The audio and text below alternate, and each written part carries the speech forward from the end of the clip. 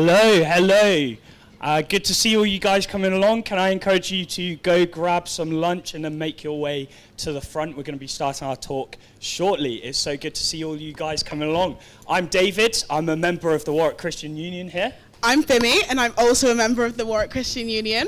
Day 3 of Wonder already. David, can you believe it? It's gone really quickly, I think, but I've really enjoyed my time so far. And just something to make a note of, let's really make the most of every event we have this week. We are already getting to the halfway point, so when you can, please do come along to these events. We've got some great talks coming up throughout the rest of the day. We've got a Q&A session after this, which would be really good just to dive into any questions that you guys have. So yeah, please do come along when you're available to. We've got free meals and free snacks with our talks as well. So yeah, do get stuck in. Yeah. Awesome. So Xander is here. He's going to be talking for us on economics. So Xander, could you tell me a little bit about yourself and what you do? Yeah, thanks for having me. It's great to see you all. Thank you for coming. I'm from the Netherlands. Currently, I live in Cologne, Germany, to do my PhD in economics, in particular personnel economics. So you can think of that as the economic way to study human resources. And it's great to be here at Warwick. Yeah, awesome.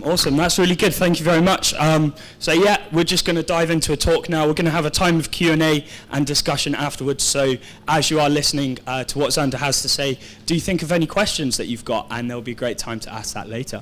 Right, I'll hand over to you then. Perfect. Thank you.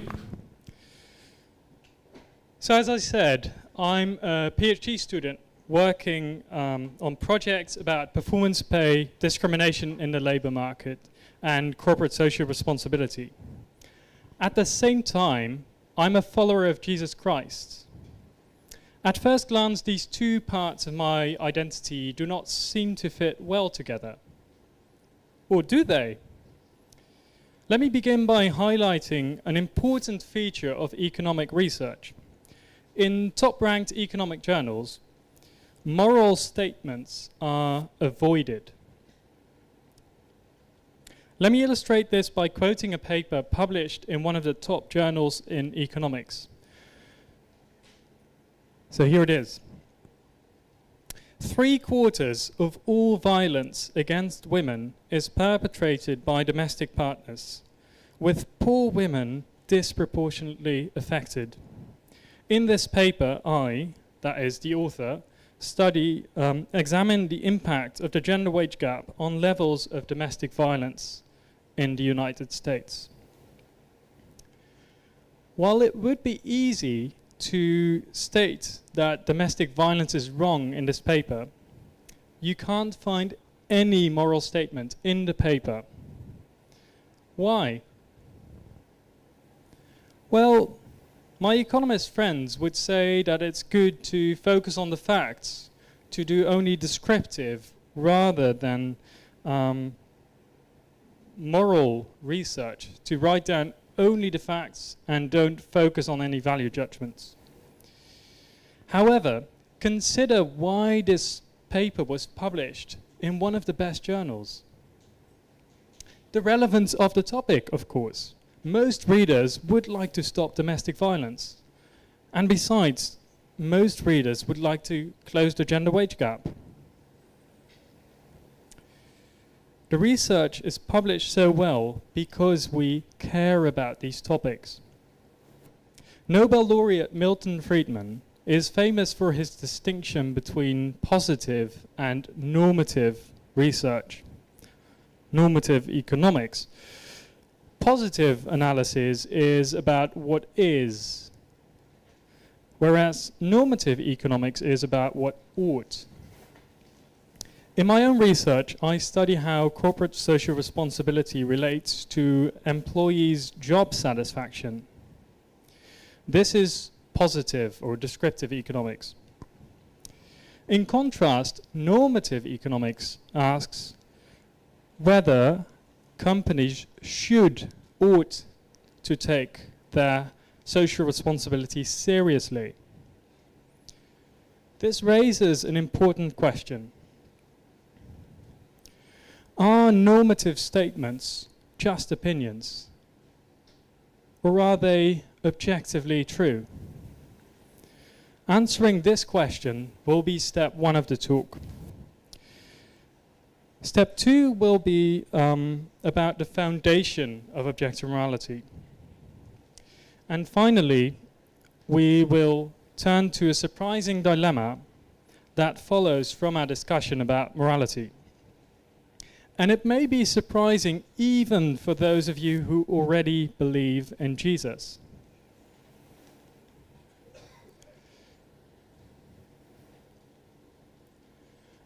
Many people think that normative statements are just opinions.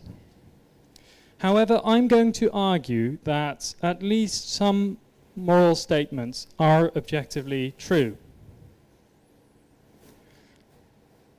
And by objectively true, I mean that they are true irrespective of what people think. They're not just opinions or feelings. And this is in fact easier to prove than you might think, because I just need one example that works. Let us consider a few examples of moral claims. And may I ask you, please just raise your hand if you think they're objectively true, so irrespective of people's feelings or opinions. So the first one, it is wrong to get rich at the expense of other people. So if you think this is objectively true, please raise your hand. Second one, companies should take their social responsibility seriously. Interesting. Letting ChatGPT write an essay for you is wrong. Okay.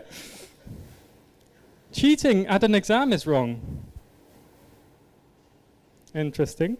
And the final one, everybody should have equal opportunities regardless of race, sexual orientation or gender.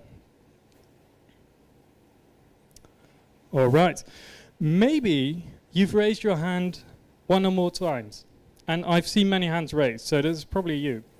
In that case, you agree with my first point in this talk, which is at least some morality is objective. There are also strong philosophical grounds to believe this. We use our sight to look at these slides, or at your lecture slides, and we use our hearing to listen to lectures. More fundamentally, most of us believe that the world around us is real. If this is so, then we can apply the same sort of reasoning to the moral sphere, just as we believe in the physical world around us, based on our senses. We should also believe in our moral sense, in the moral world around us, based on our moral sense. Unless we have a very strong argument against doing so. While I am not convinced that there is one, let's just consider two possible counter-arguments, and if you have an idea for another counter-argument against believing in our moral sense, please let me know in the Q&A. I'd be happy to hear it.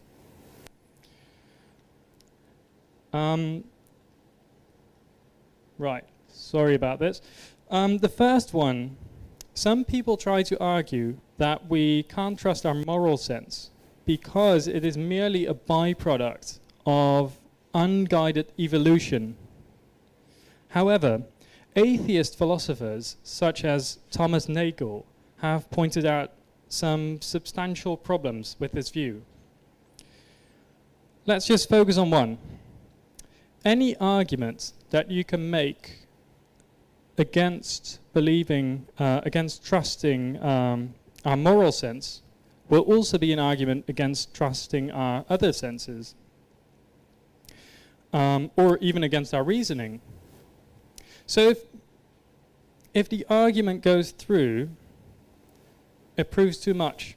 If it goes through, then not only our moral sense, but also our physical senses and our capacity to reason logically and do mathematics cannot be trusted because they're just a product of unguided evolution. And why should we listen to anybody making this argument? After all, the person who makes this argument undermines their own credibility.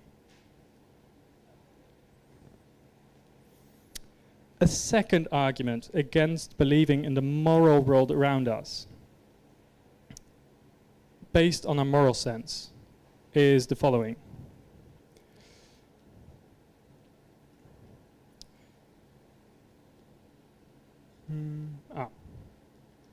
Sorry, I'm clicking too fast. We do not have perfect moral knowledge. Therefore, this argument from our moral sense doesn't work. To answer this objection, consider again our other senses. The fact that we cannot see perfectly all the time, or that we cannot hear all sounds, doesn't mean we shouldn't trust our eyesight or our hearing. More extremely, the fact that some people's eyesight doesn't work at all doesn't mean that we shouldn't trust our eyesight. In the same way, the fact that some people do not have a moral sense, think of psychopaths, doesn't mean that we shouldn't trust our moral sense. Please note, I am not saying that we know morality perfectly. But if there is objective morality out there, we can have a fruitful discussion about what it is. In contrast, if all morality is subjective, such discussions would amount to nothing more than a clash of opinions.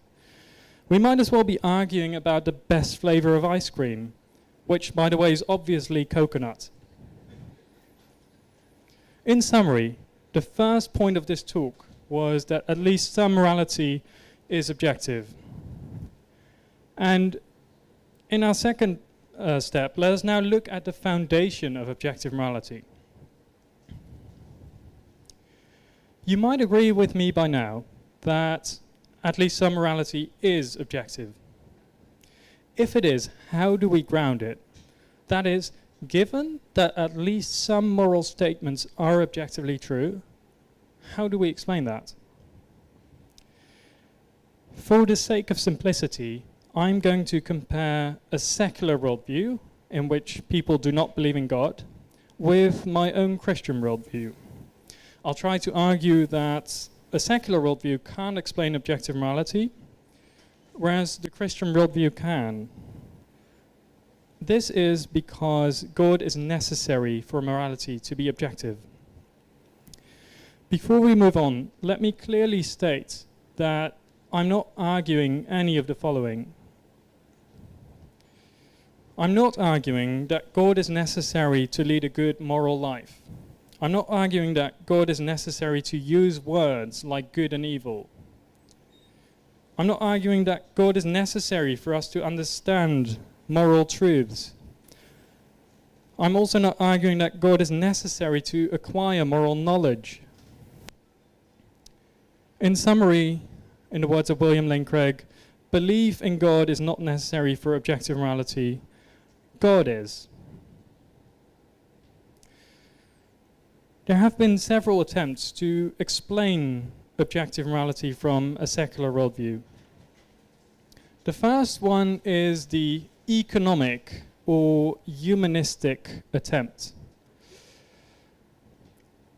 We can measure well-being, happiness, or utility, so we can morally judge actions based on whether they improve well-being, happiness, or utility.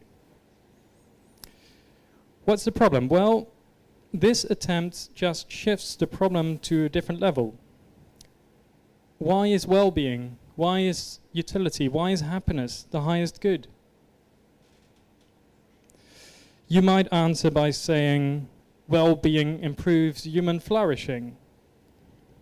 And, well, human flourishing is good.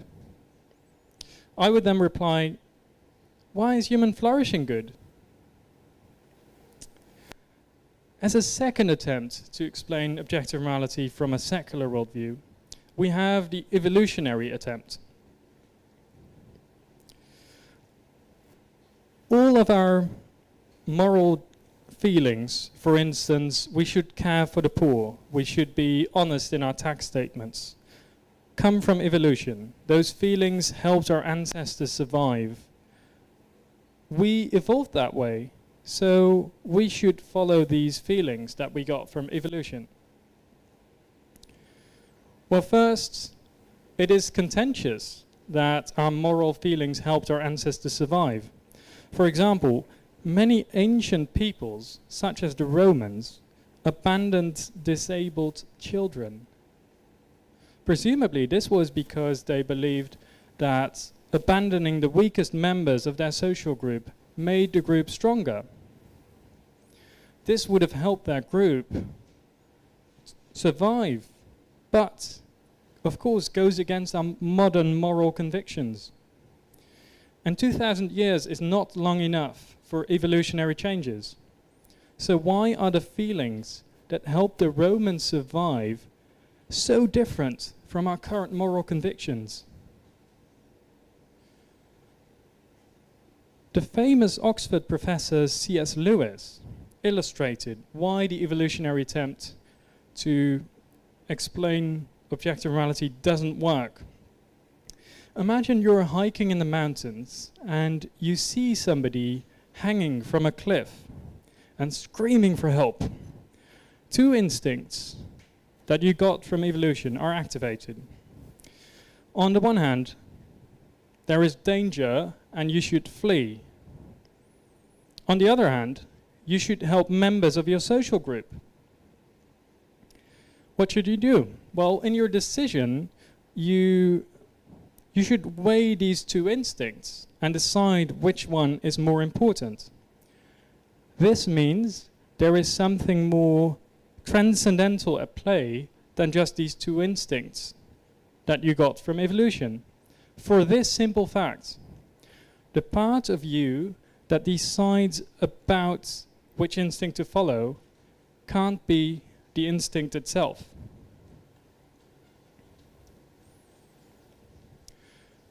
And then we have the social consensus attempt as the third and final attempt I'll discuss.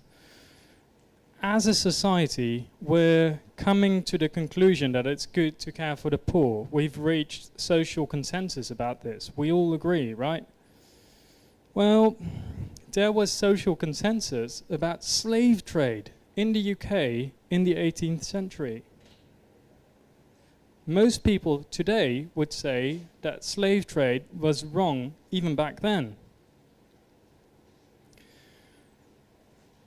And here more generally, a foundation of morality based on social consensus says that morality is based on the sum of all our opinions. And since our opinions are by definition subjective, morality is also subjective. Hence, social consensus cannot explain objective morality, only subjective morality. So you see, a secular worldview struggles to explain the existence of objective morality because it cannot provide an objective reference point for good versus bad, right versus wrong. David Hume was a philosopher who also contributed a lot to the field of economics. He was a skeptic, not a believer. He famously formulated the is-ought problem, which says you can't get an ought from an is. And on a secular worldview, we indeed can't get an ought from an is. For example, ChatGPT is, but that doesn't mean I ought to use it when writing an essay. If, on the other hand, Christianity is true, objective morality is very easy to explain. Since God is good, He is the standard of good. And since He is transcendent, His moral standards overrule all our opinions.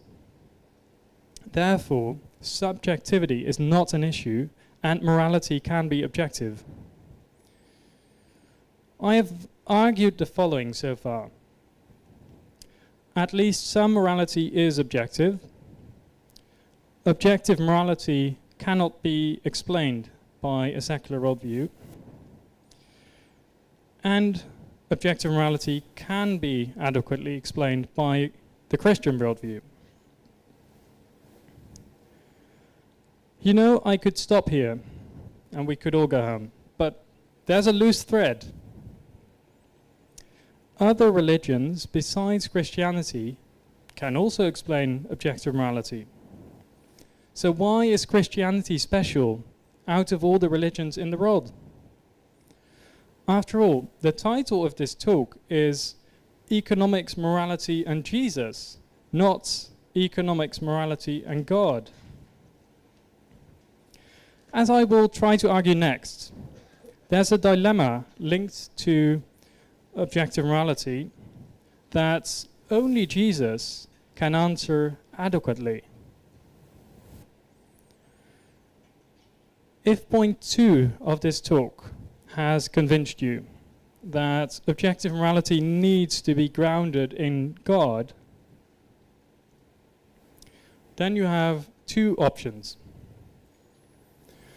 The first one is just deny that objective morality exists.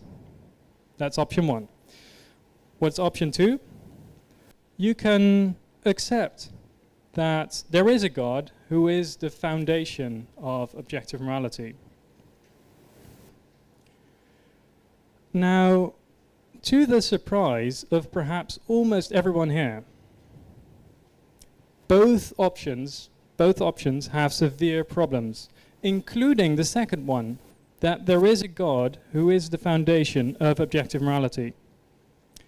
To illustrate this, we'll read a set of quotes from Aldous Huxley, an English writer and philosopher who was active in the 20th century. He was not a Christian, but rather an agnostic, which basically says he didn't know if there was a God. So here's the quote. I hope you can read it, but if not, I'll just read it to you slowly. Our conviction that the world is meaningless is due in part to the fact that the philosophy of meaninglessness lends itself very effectively to furthering the ends of erotic or political passion. I had motives for not wanting the world to have a meaning, consequently assumed that it had none, and was able without any difficulty to find satisfying reasons for this assumption. And he goes on. For us, the philosophy of meaninglessness was essentially an instrument of liberation. The liberation we desired was, among other issues, a liberation from a certain system of morality. We objected to the morality because it interfered with our sexual freedom. Remarkably, Aldous Huxley said that he wanted the universe to be meaningless so that he could live the way he wanted. His logic is no meaning, no justice, no consequences for my behavior. While this view may seem appealing in the short run, it goes against our human experience. And here's why. Everybody longs for justice. Think about all the tax evasion, child labor, human trafficking, and people getting rich at the expense of others. Think about all the innocent blood that's been shed in Ukraine, Palestine, and other countries. What if these things won't be put right in the end? What if there's no justice? on a secular worldview, we can't even say these things are wrong because there's no objective standard. Ultimately, it doesn't matter whether we cheat on our exams or try to be honest, pollute the environment or make it livable for the next generations, fight against racism or let it grow. Let me repeat the two options we have.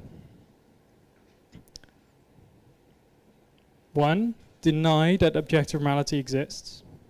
And 2, accept that there's a God who is the foundation of morality. If there's no objective morality, if there won't be justice, what hope is there for the world? But if there's a God who is morally perfect and perfectly just, and who will bring justice, what hope is there for you and me?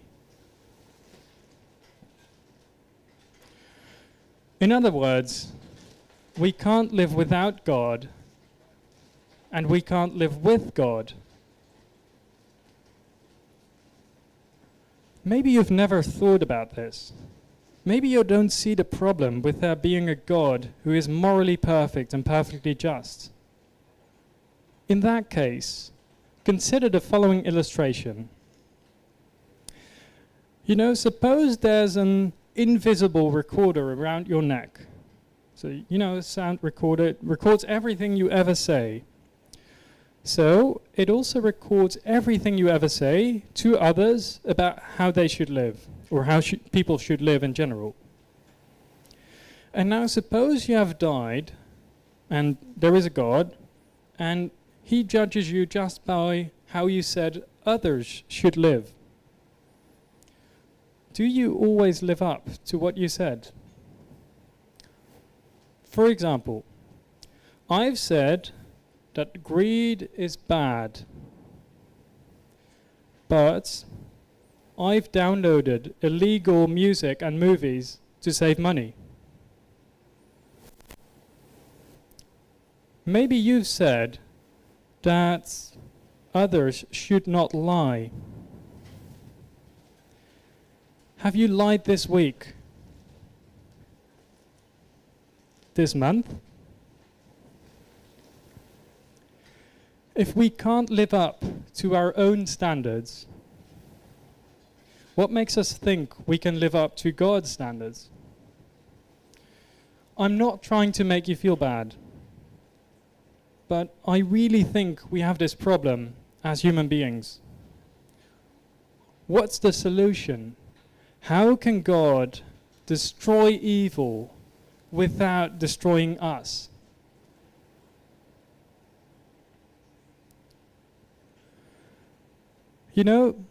Jesus will come and bring justice at the end of the world, on Judgment Day. He will put everything right. But he already came to us once before. Not to bring justice, but to bear it for us.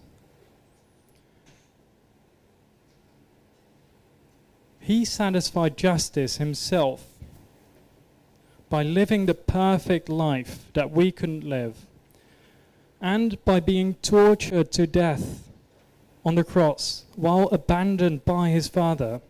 He got the payback we deserved. Because justice fell on Jesus, it doesn't fall on us. And he physically rose from the dead, which indicates that his sacrifice was accepted. This is why I call Jesus my Savior. For me personally, knowing Jesus means that I am accepted as a child of God, and I can call him my Father. Because of this, I know that he loves me no matter what. There have been moments in my life where I messed up, and I didn't dare to go back to God. I felt that I needed to be good and work hard before going back to God in prayer. But sooner or later, I always remembered that I was not accepted because of my morality, but because of what Jesus had done for me. Knowing this, I could go back to God immediately, ask for forgiveness, and experience peace with Him. To repeat the dilemma, if there's no objective morality, if there won't be justice, what hope is there for the world? But if there is a God who is morally perfect and who will bring justice, what hope is there for you and me? This is how the dilemma is solved. There is an objective moral law and justice, so there is hope for the world. And Jesus died on the cross and rose to life, so there is hope for you and me.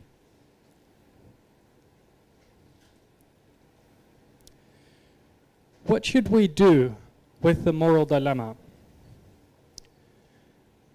Maybe some of you here are not convinced that there is a dilemma in the first place. And this is totally fine. I would love to hear from you in the Q&A why you think there is no dilemma. Maybe you're not convinced that objective morality exists. If you're on the fence, consider which of the two viewpoints is most livable. Do you want to live in a world where it ultimately doesn't matter whether you help the poor or get rich at the expense of others? And please be honest with yourself about the reason you don't believe any morality is objective. Might the reason be that you don't like that it points to Jesus? You would not be the only one who is offended by Jesus. If you are offended by Him, please be encouraged. You're closer to Jesus if you're offended by Him than if you're indifferent. But maybe some of you here are convinced that there is indeed a moral dilemma. And maybe you are intrigued by the possibility that Christianity, that Jesus might offer a solution to this dilemma. If this is you, may I suggest you take the time to honestly investigate the Christian worldview.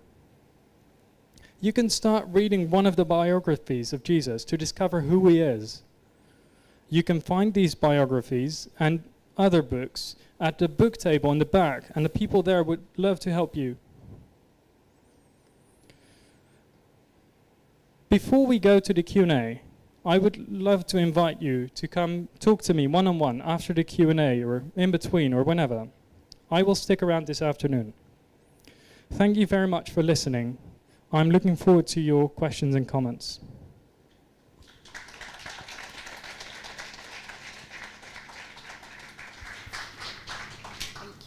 Thank you, Sander, for that talk. That was really interesting. I loved seeing that link between equal morality and Jesus, because it's something I don't think lots of us think about very often.